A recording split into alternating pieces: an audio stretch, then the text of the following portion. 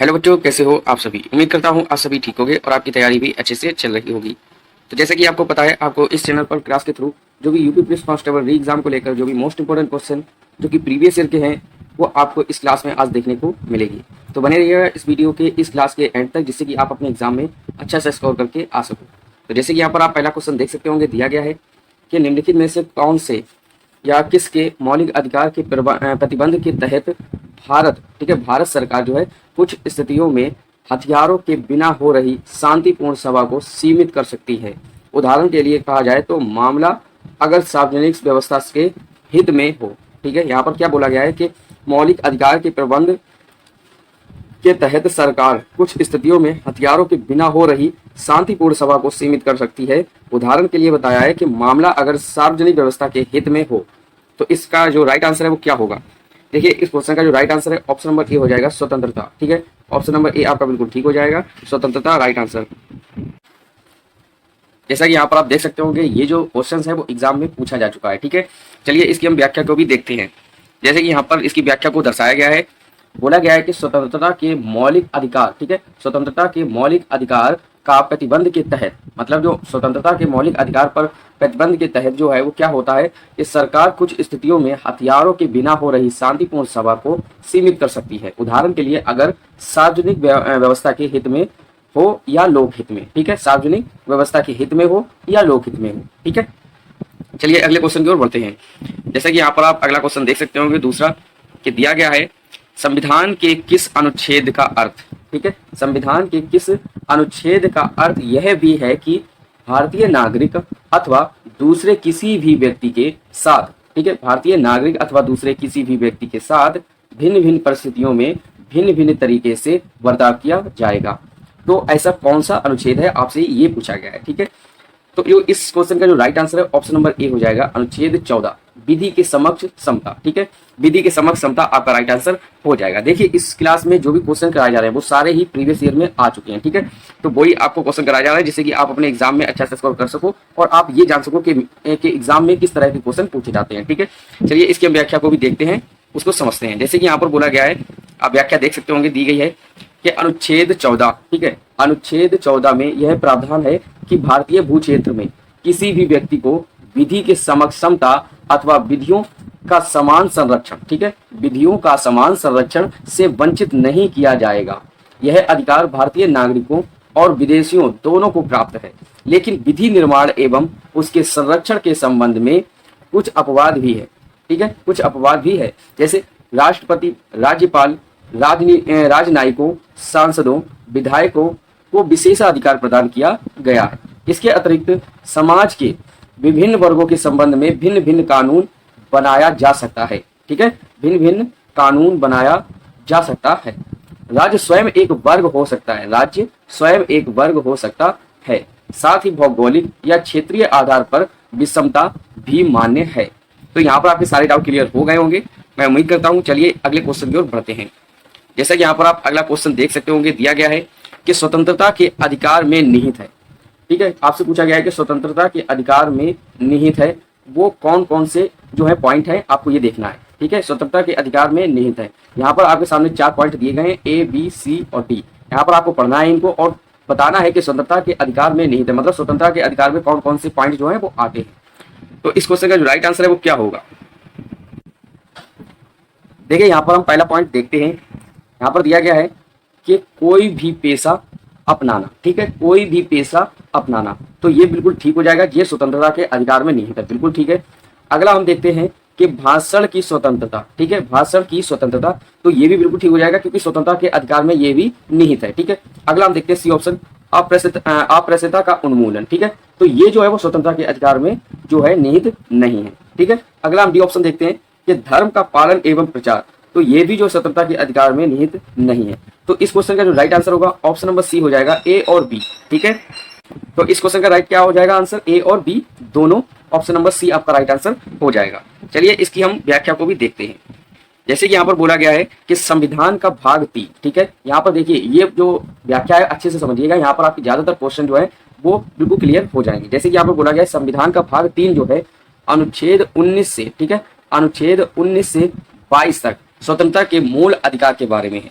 जो भाग 3 है वो अनुच्छेद 19 से 22 स्वतंत्रता, मतलब भाग 3 में अनुच्छेद तो जो है इससे भी ज्यादा है, ठीक है, जो कि आपको बताया गया है 19 से 22, लेकिन जो बताया गया कि भाग 3 में जो अनुच्छेद 19 है, ठीक है, 19 से 22 तक जो स्वतंत्रता के मूल अधिकारों के बारे में, मतलब अगर आपसे पूछा जाए कि स्वतंत्रता के मूल अधिकार के बारे में कहां से कहां तक अनुच्छेद है, तो आपको बताना है कि भाग 3 के अनुच्छेद 19 से 22 स्वतंत्रता के मूल अधिकार के बारे में है, ठीक है। तो स्वतंत्रता के मूल अधिकार के बारे में है अनुच्छेद 19 से 22, ठीक है।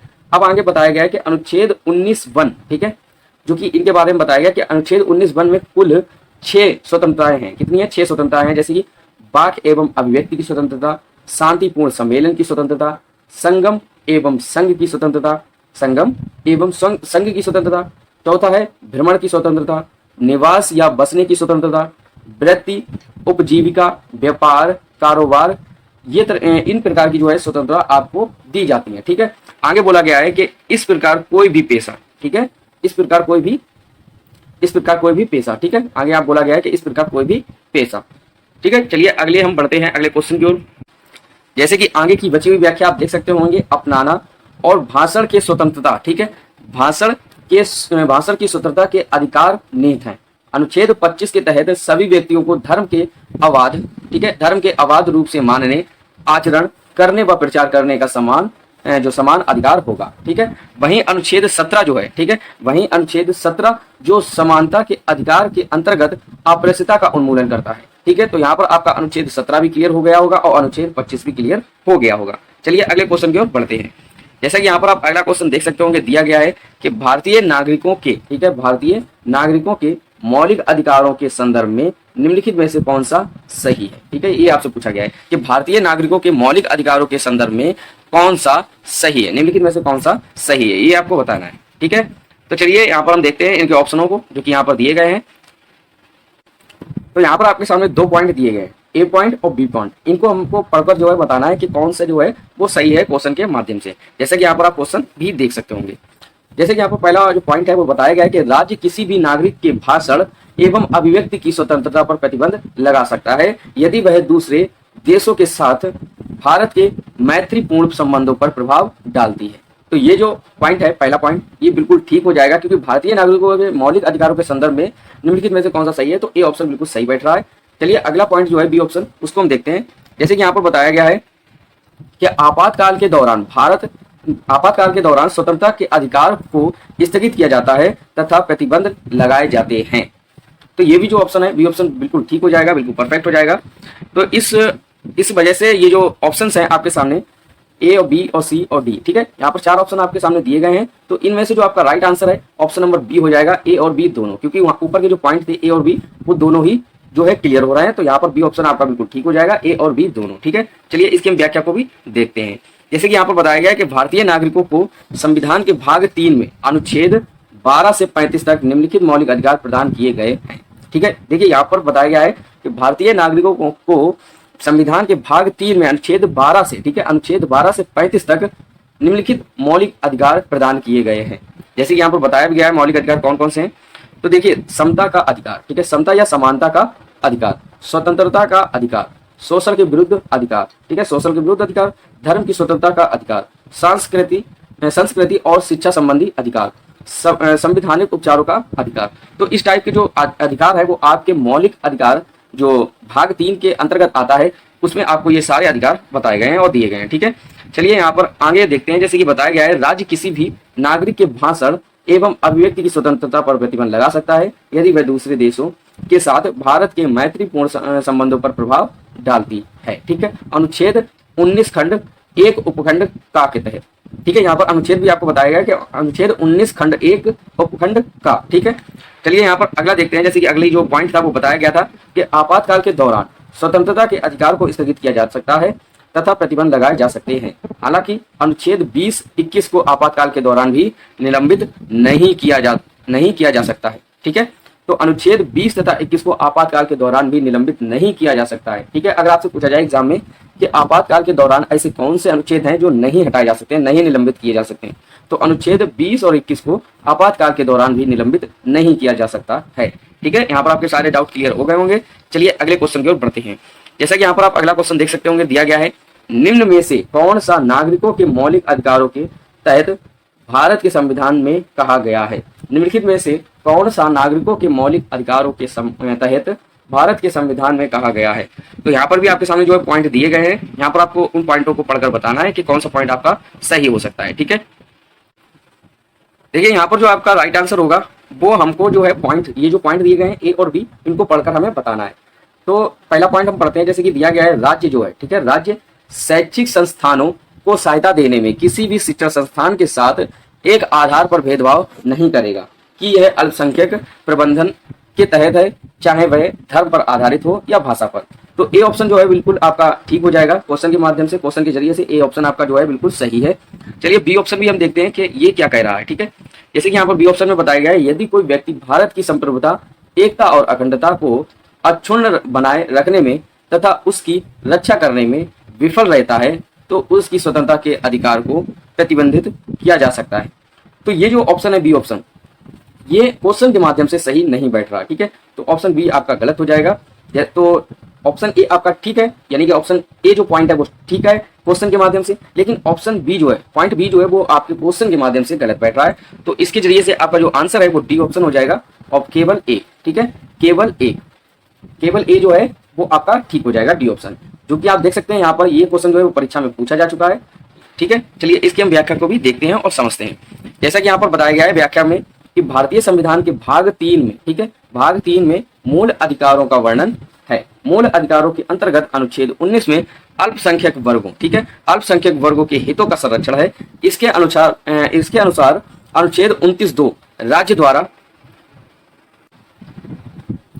पोषित या राजनीति से सहायता पाने वाली किसी शिक्षा संस्था में प्रवेश से किसी भी नागरिक को केवल धर्म, मूल वंश, जाति, भाषा या इनमें से किसी के आधार पर वंचित नहीं किया जाएगा। ठीक है, तो ये आपके जो क्वेश्चन के माध्यम से जो व्याख्या है वो आपको बताई गई है। तो उम्मीद करता हूँ आपके सारे डाउट क्लियर हो रहे होंगे। चलिए अगले क्वेश्चन की ओर बढ़ते हैं।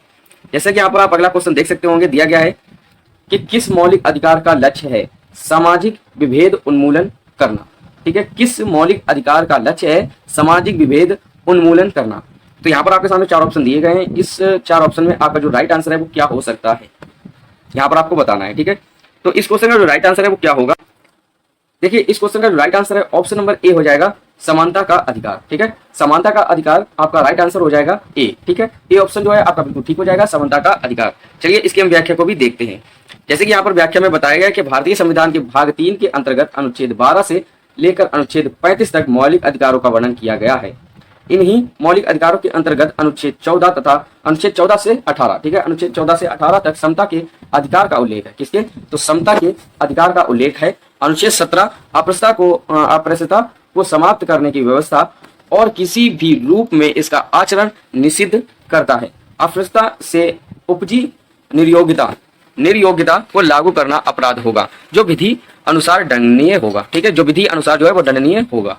तो यहाँ पर भी आपका डाउट क्लियर हो गया होगा। चलिए अगले क्वेश्चन की ओर बढ़ते हैं। जैसे कि यहाँ पर अगला क्वेश्चन दिया गया है, बोला गया है क्वेश्चन में कि 2017 में, ठीक है, 2017 में निम्न अधिकारों में से किसे मौलिक अधिकार के रूप में मान्य किया गया था।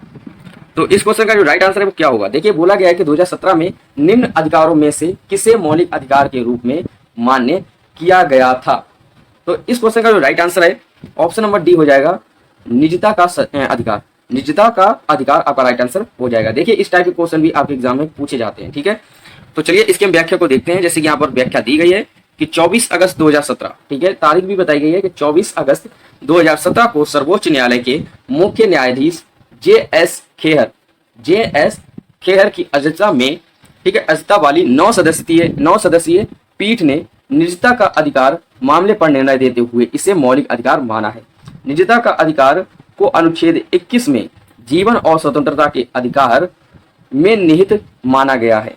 निजता का अधिकार मानवीय गरिमा का अभिन्न अंग है। यह संविधान के भाग 3 के तहत प्रदत्त स्वतंत्रता के अधिकार का ही हिस्सा है। उल्लेखनीय है कि मौलिक अधिकारों का संविधान के भाग 3 में अनुच्छेद 12 से अनुच्छेद 35 तक वर्णन है। जैसे कि यहाँ पर आप देख सकते हैं अनुच्छेद 35 तक वर्णन है। चलिए अगले जो क्वेश्चन है उसके आगे बढ़ते हैं और देखते हैं कि अगला क्वेश्चन क्या कह रहा है। जैसे कि यहाँ पर बताया गया है, पूछा गया है कि 8वें क्वेश्चन में के उपाधियों का अंत संविधान के किस के अंतर्गत प्रतिस्थापित है? ठीक है, उपाधियों का अंत संविधान में किस के अंतर्गत प्रतिस्थापित है? तो यहाँ पर आपके सामने 4 ऑप्शन दिए गए हैं, यहाँ पर आपको बताना है कि कौन सा ऑप्शन सही हो सकता है। तो इस क्वेश्चन का जो राइट आंसर है वो क्या होगा? देखिए, उपाधियों का अंत संविधान में किसके अंतर्गत प्रतिस्थापित है? तो जो उपाधियों का अंत है, ऑप्शन नंबर बी आ जाएगा, समानता का अधिकार। ठीक है, समता का अधिकार या समानता का अधिकार, ऑप्शन नंबर बी आपका बिल्कुल ठीक हो जाएगा, बिल्कुल परफेक्ट हो जाएगा। चलिए इसके हम व्याख्या को भी देखते हैं। जैसे कि यहाँ पर बोला गया है कि उपाधियों का अंत संविधान के समानता का अधिकार अनुच्छेद 14 से 18 तक के अंतर्गत अनुच्छेद 18 प्रतिस्थापित है। माने यहाँ पर बताया गया है कि अनुच्छेद 18 प्रतिस्थापित है, यानी 18 के अंतर्गत बताया गया है। चलिए अगले क्वेश्चन की ओर बढ़ते हैं। जैसे कि यहाँ पर बताया गया है कि निम्न में से किसको मौलिक अधिकार से कानूनी अधिकार में परिवर्तित किया गया है, ये आपको बताना है। तो इस क्वेश्चन का जो राइट आंसर है ऑप्शन नंबर डी हो जाएगा, संपत्ति का अधिकार। ठीक है, ऑप्शन नंबर डी हो जाएगा, संपत्ति का अधिकार जो है वो मौलिक अधिकार से कानूनी अधिकार में परिवर्तित किया गया है। तो ऑप्शन नंबर डी आपका बिल्कुल सही हो जाएगा, जिसका भी ऑप्शन नंबर डी आ रहा था बिल्कुल सही है, बिल्कुल परफेक्ट है, संपत्ति का अधिकार।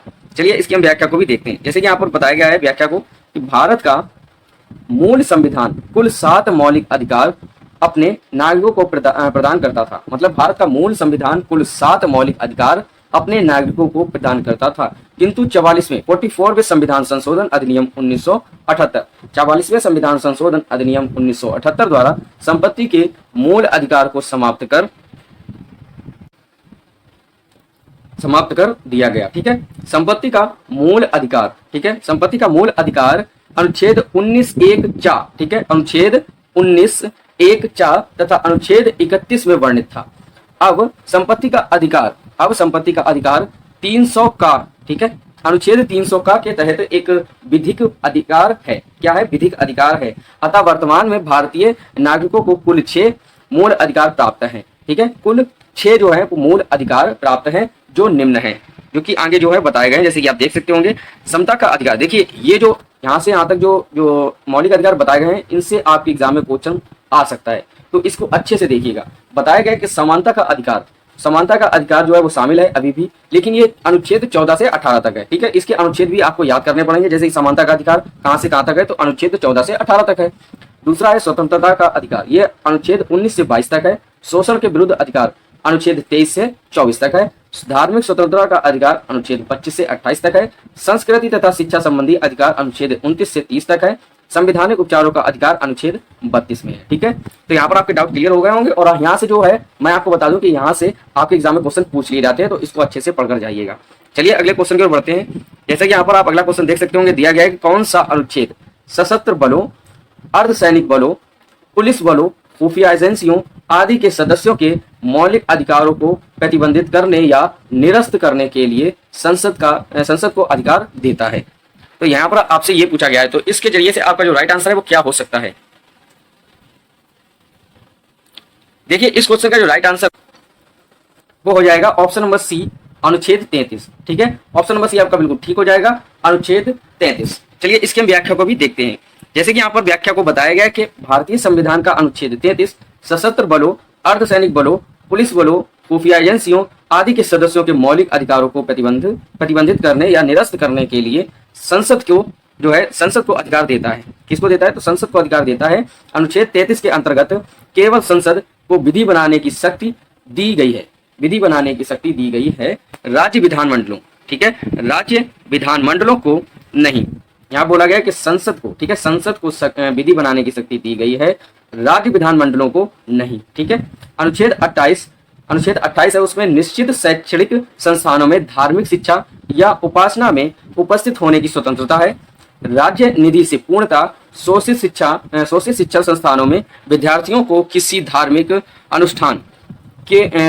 अनुष्ठान में भाग लेने या किसी धर्मोपदेश को बलात् सुनने हेतु बाध्य नहीं कर सकते। मतलब यहाँ पर क्या बोला गया है कि किसी धार्मिक अनुष्ठान में भाग लेने या किसी धर्मोपदेश को बलात् सुनने हेतु बाध्य नहीं, ठीक है, बाध्य नहीं कर सकते। अनुच्छेद 30 में क्या बोला गया है कि शिक्षा संस्थानों, ठीक है, शिक्षा संस्थानों की स्थापना और प्रशासन करने का अल्पसंख्यक वर्गों का अधिकार। कोई भी अल्पसंख्यक वर्ग अपनी पसंद का शैक्षणिक संस्था चला सकता है और सरकार उसे अनुदान देने में किसी भी तरह का भेदभाव नहीं करेगी। ठीक है, चलिए अगला देखते हैं। यहाँ पर बोला गया अनुच्छेद 32 के तहत संवैधानिक उपचारों का अधिकार ये एक अत्यंत महत्वपूर्ण मूल अधिकार है।